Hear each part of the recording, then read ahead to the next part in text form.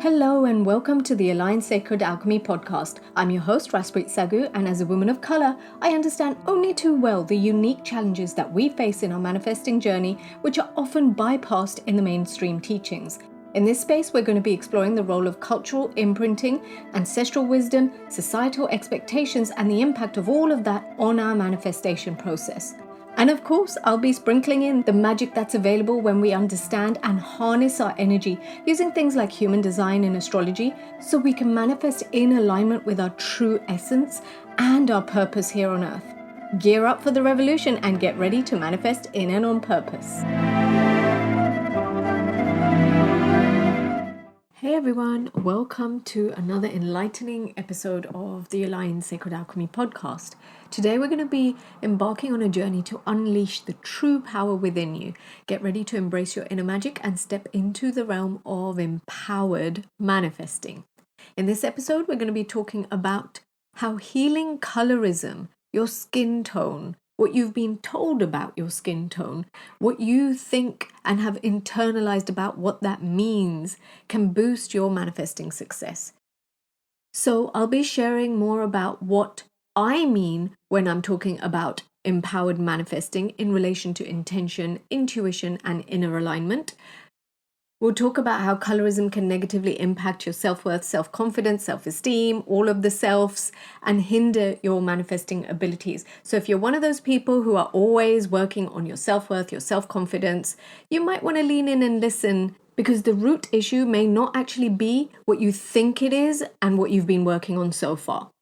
And of course, I'm going to be sharing some healing tips and how healing from colorism can boost your self-confidence and alignment with your authentic desires and promote vibrational alignment and liberation from limiting beliefs without necessarily doing the mindset work that everyone leads you to believe you have to do.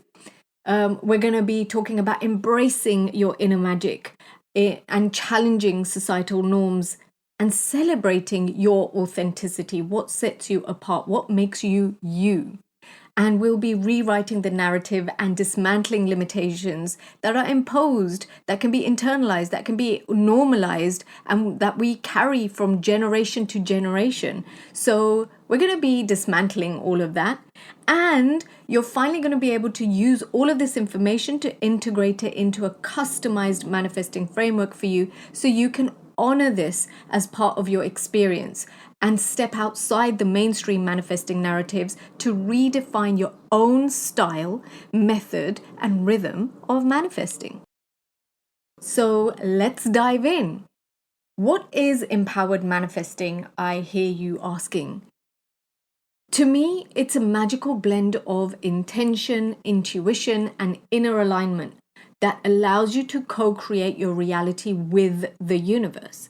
It's about transcending the limitations of traditional manifesting methods and embracing your unique qualities and talents and playing to those. What I find about the traditional, the more popular manifesting methods is they completely bypass an entire population, an entire sector of people and their lived experiences, the generational traumas, the internalized oppression that we have been carrying in our lineage. So even though you may not feel like you've personally experienced this, if you've had that happen in your lineage, in your genetic line, it may have been passed down to you. I'll give you an example. My father-in-law came here in the 70s when he faced racism. He wore a turban. He was discriminated against. It was hard work. And at one point, he wasn't getting jobs. He was being turned away from jobs because he wore a turban. And so he had to cut his hair, which went against everything he believed in, but in order to survive, he had to do that and conform to society.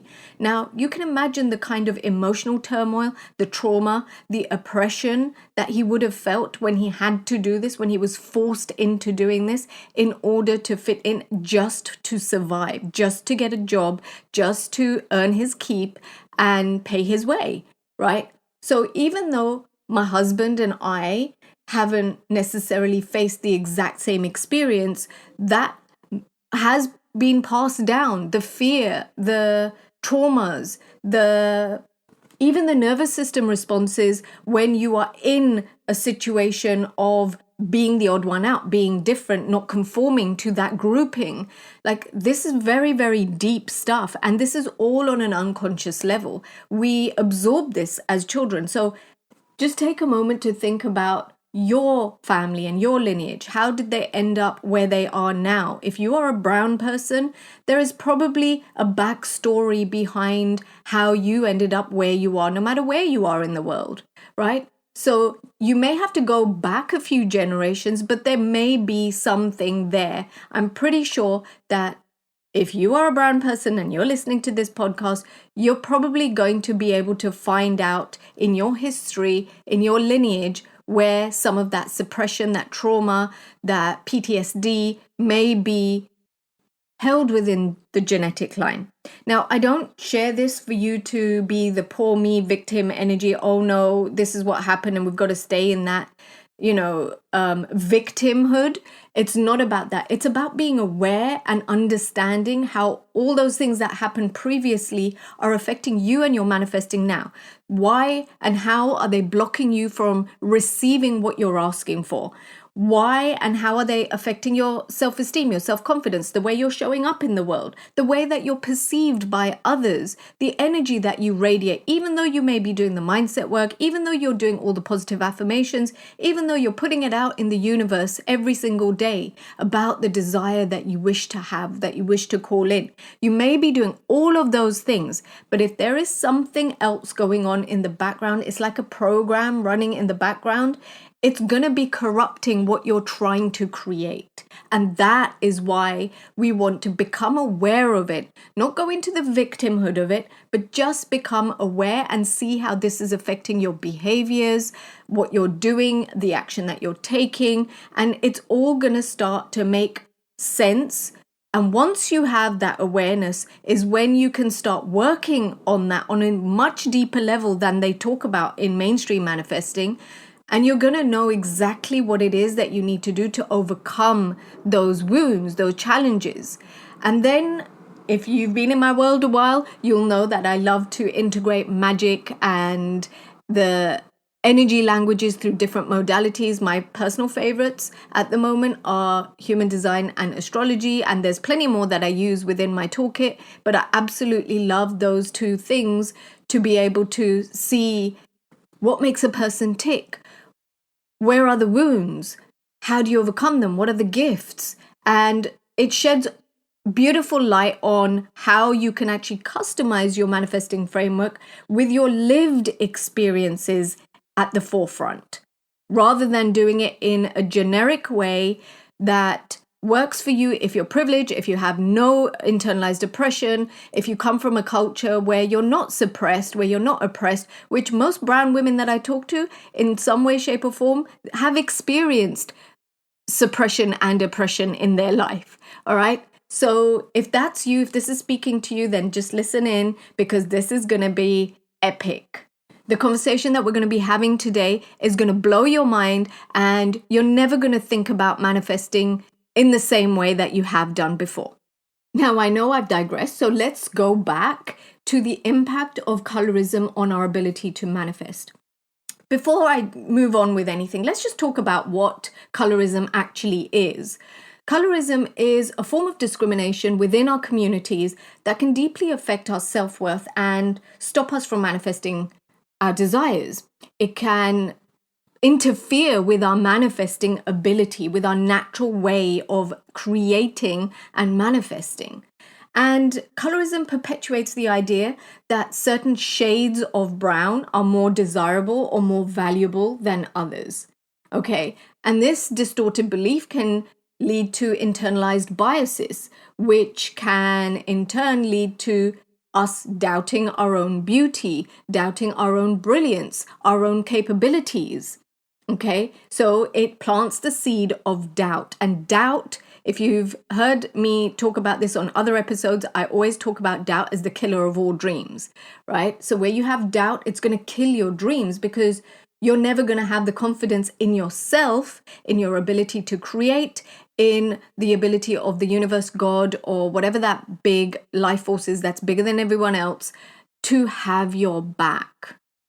If you're a brown woman listening to this, I'm pretty sure that you've probably felt the sting of colorism, whether it's subtle remarks, societal preferences, or even exclusion based on your skin tone. And maybe it's not directed towards you personally, but you've probably witnessed it happening in the community, in society. You go to a wedding, you may see it happen there. You have conversations with your family. You know, things like, I know what used to happen with us is as children, if we'd be playing outside, we'd be told by the family, oh, come indoors, come indoors. It's too hot out there. It's too sunny out there. You're going to get dark. We don't want you to get dark. You know, conversations, just subtle little things like that. That's colorism. And these experiences that you may have had in childhood, maybe you've had it all throughout your life, maybe you've just had it during your childhood, those experiences can leave you feeling unworthy or unseen. And that dampens your ability to manifest freely.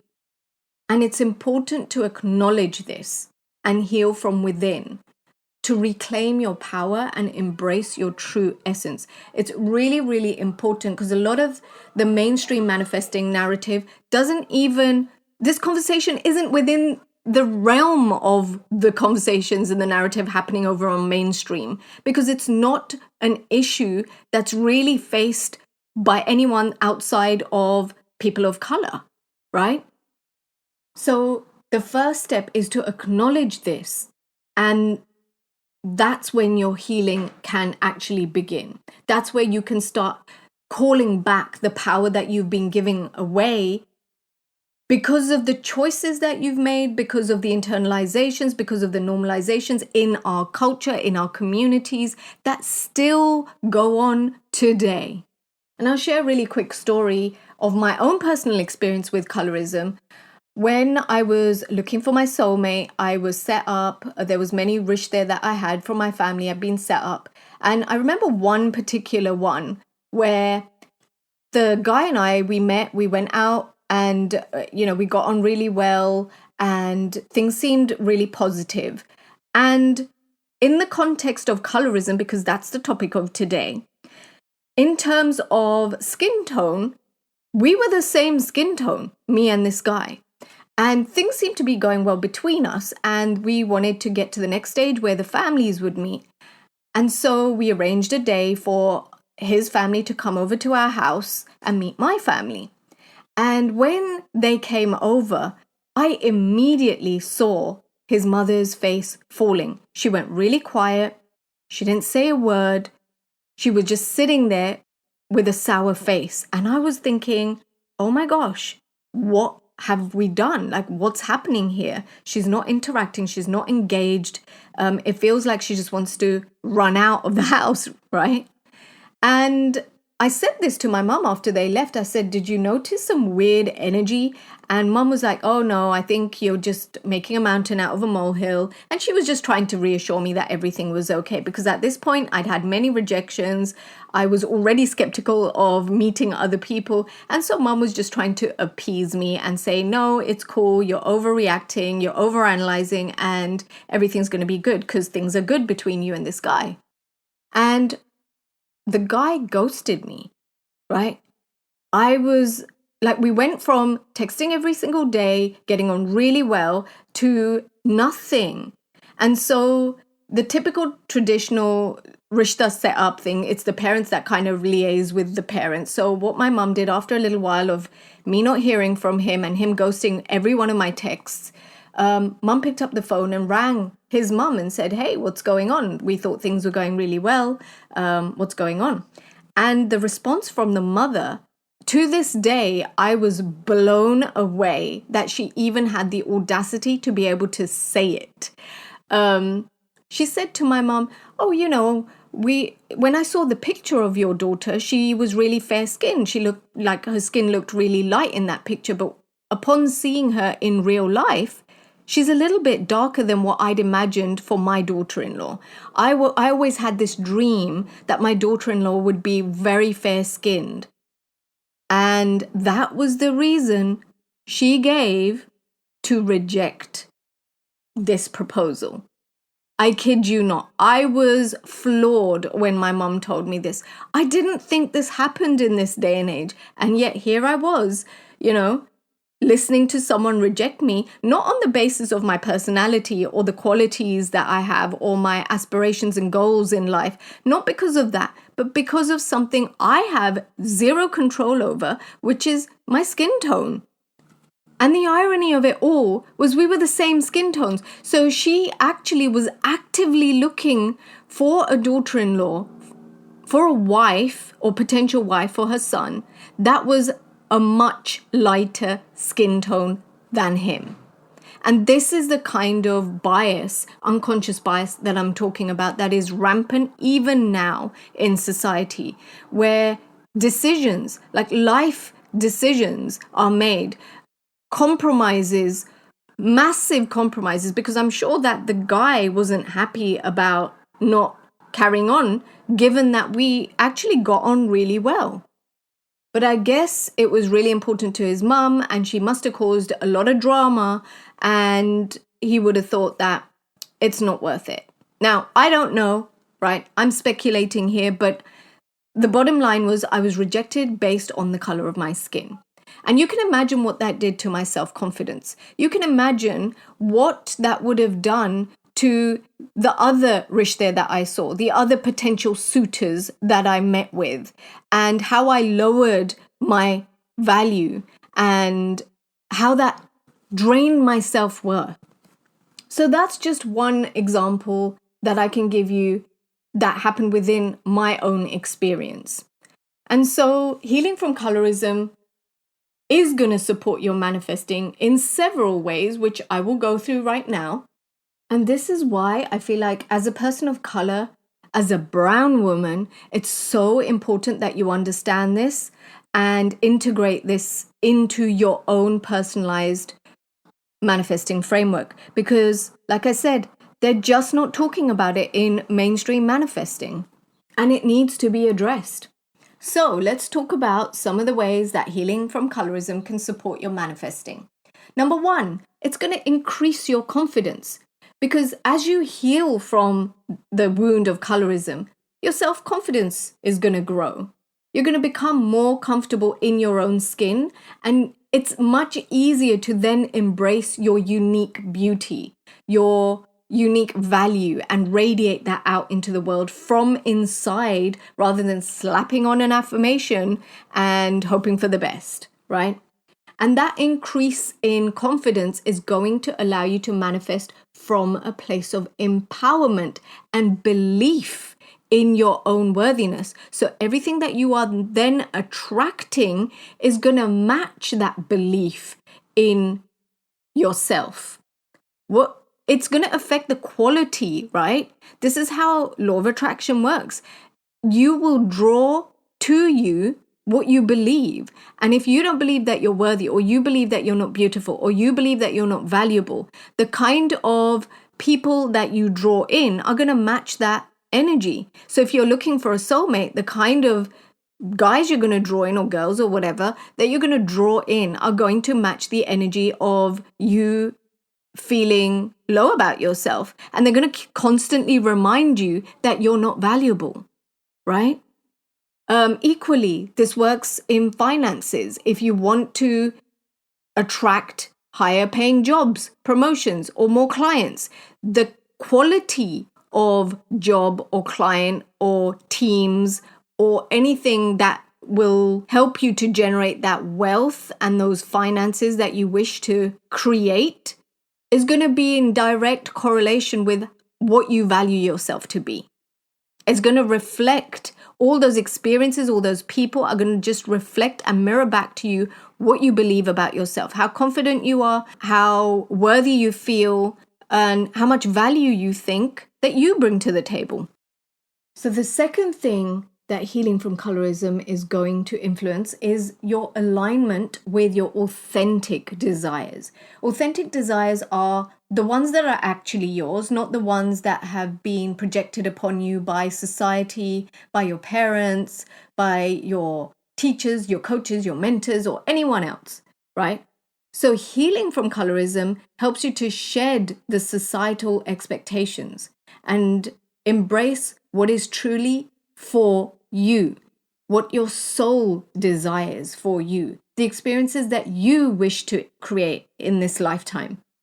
You become less influenced by external judgments and more connected to your true passions and your dreams. So if you'd always wanted to be a dancer, but your parents were like, no, you can't do that. You have to get a proper job first, right? Because that's what good little Indian girls do. They get a good job, they get married. And who's going to want to marry a dancer? You're going to be out doing all of these dances at late nights, performances, and all of that. No one's going to want to marry you. You have those kinds of conversations. And if you were someone who was passionate about dancing, you might put that on the back burner because of the societal pressure and the judgments that you will face if you followed your own passion. So healing from colorism actually helps you to align with your authentic desires. It helps you to identify what is yours versus what is theirs. And once you have this level of alignment with your authentic desires, it's going to enhance your manifesting abilities. You cannot manifest something that your energy isn't 100% behind. I've said this time and time again. You cannot manifest something unless it's an actual desire that comes from within. So if you're trying to manifest a certain type of soulmate because that's what's going to make your parents happy, but actually your energy is not behind that because you want something completely different, which I did for the longest time, so I know, I have personal experience, it's not going to happen. Your energy has to be behind that desire. You have to have that alignment with that desire for it to actualize into your reality. Now, the third thing, this is where we do go back to, the mainstream manifesting teachings, and this is what would be classed as vibrational alignment. And that's a result of healing from colorism because it promotes inner alignment. And once you are aligned inwardly, it's naturally going to raise your vibrational frequency because think about it, when you're aligned within, you're happier. You feel more joy. You feel more of that charm for life. You feel hope. You naturally feel these things. It's not something that you're trying to fake feeling because you're trying to raise your vibration and vibe high. It actually comes from within. And so you get to this state of vibrational frequency. When you release the wounds of colorism, it's far easier to embrace self-love. And when you do that, you emit a positive energy that attracts aligned manifestations into your life. So within your relationships, people can only love you as much as you love yourself. It's just a reflection, right? So you become a magnet for abundance and opportunities because now you're inwardly aligned. You've released and let go of those wounds. Your confidence has boosted. You've raised your vibrational frequency, all without doing any mindset work, right? This is before you even do any mindset work. And this is happening naturally. And then let's bring the body back into the equation here because your body is required to manifest. I've said this before in different podcasts. Go back and listen to them. When you achieve this inner alignment that I keep talking about, you release a cocktail of biochemicals that make you feel happy, that bring you into that natural state of happiness.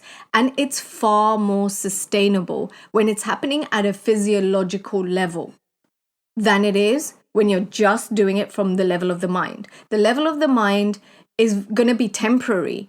The level of your body and on a cellular level, it's going to be lasting and the results are going to be far more permanent than if you're just working on your mind through mindset work, through affirmations, through changing your beliefs and all of that kind of stuff, right? This is actually now anchoring all of that energy and your mindset will change naturally as a result of your physical state. And that brings me nicely to the fourth thing, which is liberation from limiting beliefs. Colorism can create limiting beliefs, which we've already talked about your self-worth, your potential, what you're capable of, what is possible for you, right? So through healing, you can dismantle those beliefs, and now it's easier to do that mindset work and replace them with empowering narratives, which you no longer feel like you're faking anymore because it feels aligned. It's coming from within. It's not just coming from the level of the mind. And that liberation frees you from the constraints that may have hindered you in manifesting and receiving your desires in the past. So can you see how when you address the wounds of colorism, you're able to nurture more self-love, you're able to expand your confidence, deepen your trust in yourself, your trust in your ability to create what you wish to create, and your ability to lean into the trust that the universe, God, has your back, right? You create a solid foundation for what we talked about before, empowered manifesting. So beautiful, people, know that your worth is not defined by the shade of your skin. Your magic knows no bounds, regardless of the color that adorns your being. And by shedding the weight of colorism, you're going to be able to liberate yourself and tap into your innate ability to manifest confidently and authentically. Embracing your inner magic means reclaiming your voice and being able to take up space, standing tall in your unique power. It means challenging societal norms and embracing your authentic beauty, your authentic gifts, your authentic talents. It means celebrating the richness of your heritage and honoring the journey that's shaped you. And that, divine souls, is exactly what I've been talking about. That is missing from the mainstream teachings. Honoring your journey, honoring the richness of your culture, of your heritage.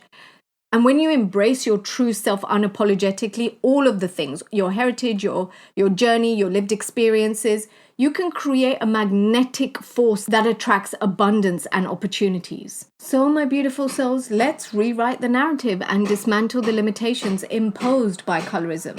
And that also means that if you are lighter skinned, you get to use that privilege to stand up for the darker skinned women.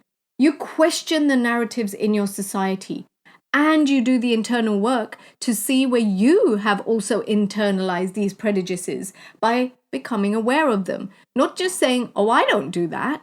When I say they've been internalized, they're everywhere. It's become so normalized. You may have unconscious bias yourself. Just pay attention to how that might be showing up for you without any judgment, without any criticism, because you are a product of your environment. It's not your fault. We have all, I think, to some degree, been influenced by this. Some of the ways that I've seen it show up in very subtle ways is how in the brown community, we've been socialized to trust lighter skin individuals more. Case in point, the story I shared about the lady who rejected me based on my skin tone, not being light enough, right? It runs rampant in how we are conditioned to believe that the more Eurocentric our features, the more beautiful you are, the more value you hold. You might be a lighter skinned woman and still have hang-ups about your features if they're non-Eurocentric. And equally, you may be a darker skinned woman with beautiful features, but you just can't see past your skin tone, and so you play small. You have low self-esteem or a tendency to compare yourself to others and be the harshest critic of yourself. So let's create a world where all shades of brown are celebrated and uplifted. If you're going to run rogue from the mainstream generic way of manifesting and optimize your manifesting framework, you must prioritize inclusivity and equality, ensuring that everyone, regardless of their skin tone, can manifest their dreams freely and without prejudice, including yourself. And the most fun way to do this? Run rogue from the mainstream manifesting narratives and what they're trying to teach you and what harm they actually perpetuate by having you bypass your culture, your lived experiences, where you come from, the differences in the societal norms and aspects. You know, there may be choices and people may say, oh, but you have a choice and you can do whatever you like. And, you know, the choice is ultimately yours. And yes, you may have choices, but how many of those choices are viable options for you, right? Whereas a viable option for someone who doesn't come from within the culture may look very differently, right? So when in the mainstream, they have the narrative, but it's your choice and you can choose differently, just choose differently, right? That really annoys me because yes, there are choices and there are so many nuances and so many things to consider for the person who is living that experience and who is part of a society that operates differently, part of a culture that operates differently.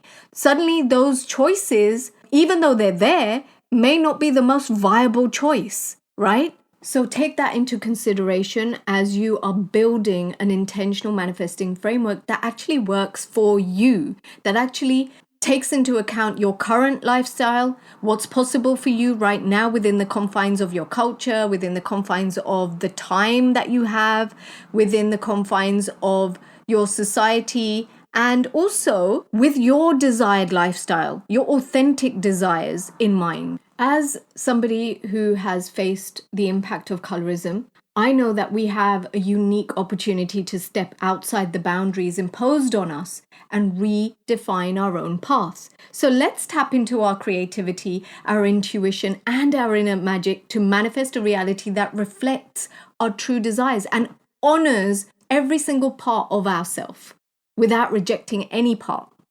I invite you to embark on this empowering journey of embracing your inner magic, release the limitations of colorism, and embrace the radiance that flows through your veins. Remember, you're a powerful creator, you are a powerful manifester, capable of creating a life filled with joy, abundance, fulfillment, and so much more. Thank you for joining me on this illuminating episode of the Aligned Sacred Alchemy podcast. It's been so fun to talk to you. If you've resonated with today's discussion, please do share it with others who may find solace and inspiration in these words.